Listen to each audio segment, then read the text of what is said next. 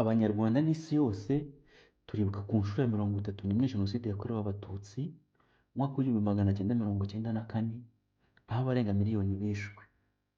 Ingaruka zayo zimeze nk'aho byabaye ejo hashize. Abari bakuru ndetse n'abari bato, abavutse nyuma yaho gato, bagizweho ingaruka na Jenoside.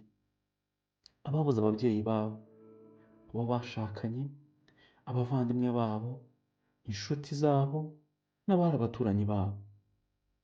Hari abana benshi bavutse ku babyeyi babuze ababo muri Jenoside yakorewe Abatutsi. Abo bana ntibagira ba sekuru, ntibagira ba nyirakuru, ntibagira ba se wabo cyangwa ba nyina wabo. Nubwo ibikomere byakira, ariko inkovu zo zihoraho. Ni urwibutso rw'ibyabaye. Dukomeze twibuke twiyubaka. Mbere ya Jenoside yakorewe Abatutsi, ndifuza kongera kubasubiza inyuma gato kugira ngo mbabwire amateka y'indi Jenoside yabaye igahitana abarenga miliyoni 6. Ndashaka kugusubiza inyuma mu 1933. Tegera amatwi aya magambo. Ni ubwoko buciriritse cyane kandi ni ikibazo gikomeye ku bwoko bwacu bw'Abadage. Ubwoko bwacu bw'Abadage tugomba kubungabunga ubuziranenge bwacu kugira ngo twizere ko igihugu cyacu gikomeza kubaho neza. Abadage kuko ari ku bwoko bwiza cyane, bagomba kubaho bayobora abandi bose. Turi kuri chapitre ya 11, volume ya mbere y'igitabo cya Mein Kampf, chapitre yitwa Nation and Race. Ni igitabo cyanditswe na Adolf Hitler. Ni umunyepolitike. Ku itariki 30 z'ukwezi kwa mbere 1933, Perezida Paul von Hindenburg amugize nka chancelier w'Ubudage. Ntabwo bitinze, ukwa munani ku itariki 2 1934, Perezida Paul von Hindenburg arapfuye. Hitler abonye icyo yari yarabuze cyamubuza gukora icyo ashaka no gutsemba Abayahudi. Ahuje inshingano ebyiri zose zikomeye. Abaye perezida ndetse aba na chancelier. Ubu noneho afite imbaraga zo gukora icyo ashaka cyose ku Badage. Si ku Badage gusa, ahubwo ndetse no ku Bayahudi. Dore amagambo ye. Ibibazo Ubudage bufite aka kanya turabiterwa n'Abayahudi. Dukwiriye kubamaraho cyangwa tukabagira abacakara bacu ibihe byose. Iyi ni ingengabitekerezo iremereye cyane y'abanazi bo mu Budage. Guhera icyo gihe, Abadage batangiye kwimwa, Abayahudi batangiye kwimwa uburenganzira bwabo. Batangiye kwirukanwa mu kazi, amashuri arafunga. Ibi bisa nkaho ari nabyo byabaye mu gihugu cyacu cy'u Rwanda. Mbese birasa nkaho hari ikirimo gutegurwa. Bashyizeho amategeko yo kurobanura Abayahudi, bakabarobanura mu bandi. Amategeko ababuza uburenganzira yashyizweho. Batangiye guhohoterwa. Mu gihe gito hatangiye kubakwa utuzu duto duto two gushyiramo Abayahudi. Hoherejwemo na za gazi zo kubicisha. Inkambi z'aho Abayahudi bagomba kugera kugira ngo bazicirweyo nazo zirubatswe. 3 mu zizwi cyane, hari iyitwa Auschwitz, Treblinka na Sobibor. Izo ni inkambi zizwi zarimburiwemo Abayahudi benshi. Itariki ya mbere y'ukwezi kwa 9 1939, intambara ya kabiri y'isi iratangiye. Kwica Abayahudi bitangiye ubwo. Abajyanwe muri za nkambi baraterwaho ibisasu biremereye. Abari mu tuzu duto cyangwa utwo bise ghetto barimo kwicishwa za gaze. Abandi barakora imirimo y'agahato. Nta byo kurya, indwara bikarangira nabo bapfuye urupfu rubi. Abandi baracukura ibyobo birebire bakabahamba ari bazima, babakoreragaho ubushakashatsi bw'imiti, bakabatera inshinge, byabaviragamo indwara zikomeye cyangwa inshinge zikabahitana uwo mwanya. Byari ubunyamaswa. Abayahudi 6,000,000 barishwe. 1,500,000 y'abana bishwe muri iyo jenoside. Reka nkunyuriremo gake ubuhamya bw'uwarokotse iyi jenoside yakorewe abayahudi. Ni uwitwa Tova Friedman. Ni umwana warokotse icyitwa Holocaust. Mu magambo ye bwite aragira ati, nari mfite imyaka 4 ubwo abanazi bazaga iwacu. Ntabwo numvaga impamvu abaturanyi bacu bahise badutererana cyangwa se ngo menye impamvu tutari gukinira muri parikingi nk'ibisanzwe. Namenye ko hashobora kuba hari ikintu kibi kirimo gukorwa ntazi. Uyu Tova Friedman yavukiye muri Polonye mu 1938. Agize imyaka 4 we n'ababyeyi be n'abavandimwe be bajyanywe mu kazu gato cyane aho abadage bashyirwaga kugira ngo bazicwe. Ubuzima bwabo bwahindutse bubi cyane mu ijoro rimwe.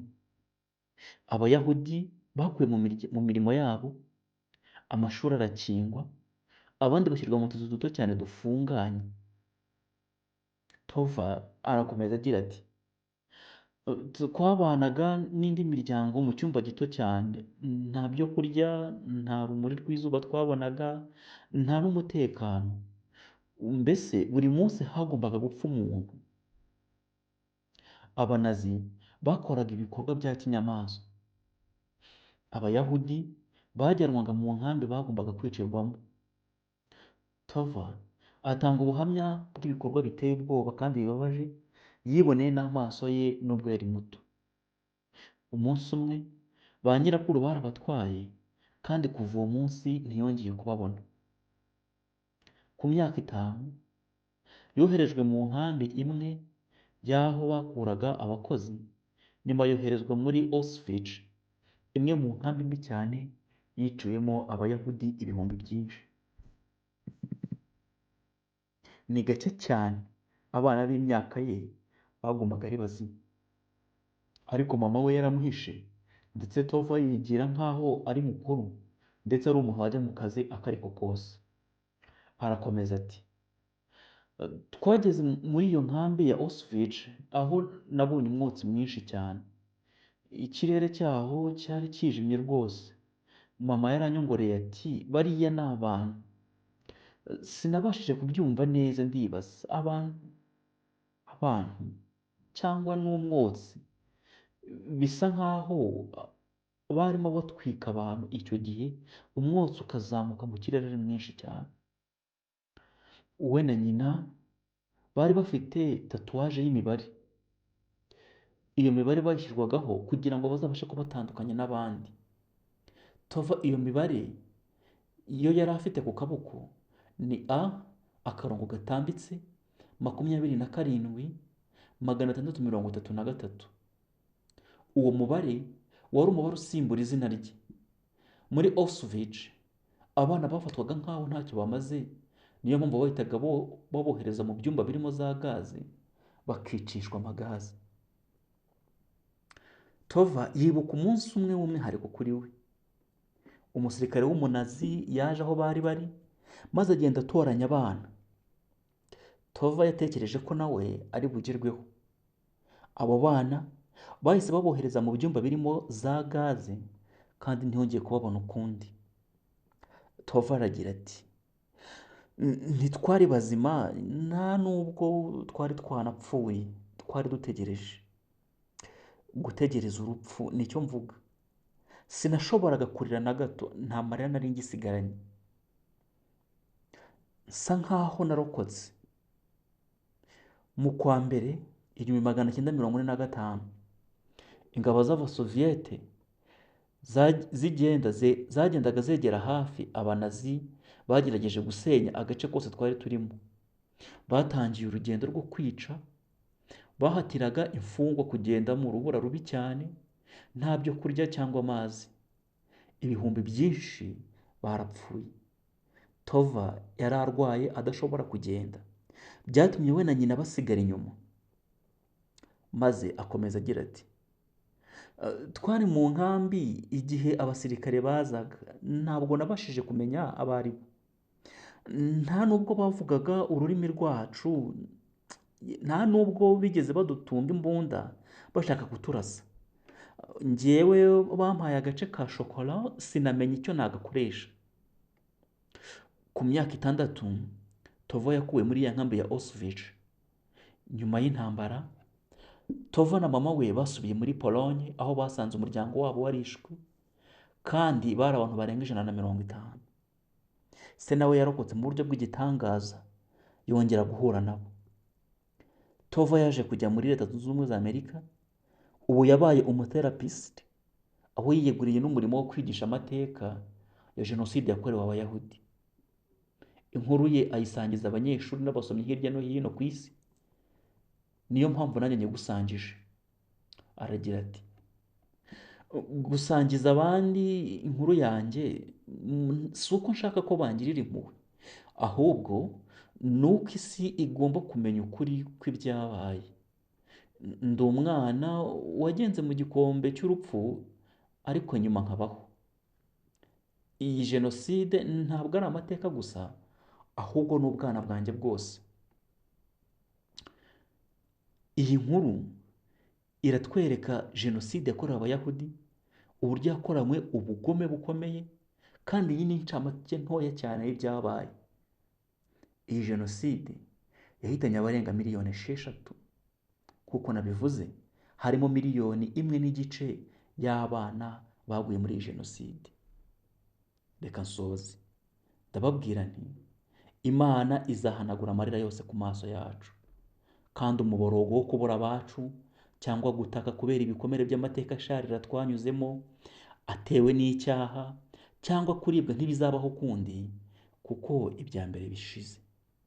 Kandi dukwiye kugira ibyiringiro kubwo Yesu Kristo azagaruka ahagaze ku bicu by'ijoro, azahamagara mu ijwi rirenga, abapfiriye muri we nibo bazazuka, maze natwe bazaba bariho dusanganira umwami mu kirere. Tuzabana n'Imana, kandi ari jye nawe tumarane imibabaro tubwirana ayo magambo y'ibyiringiro. Muri icyo gitondo cy'umuzuko tuzongera kubona abasinziriye bacu basinziriye bizeye. Twibuke twiyubaka.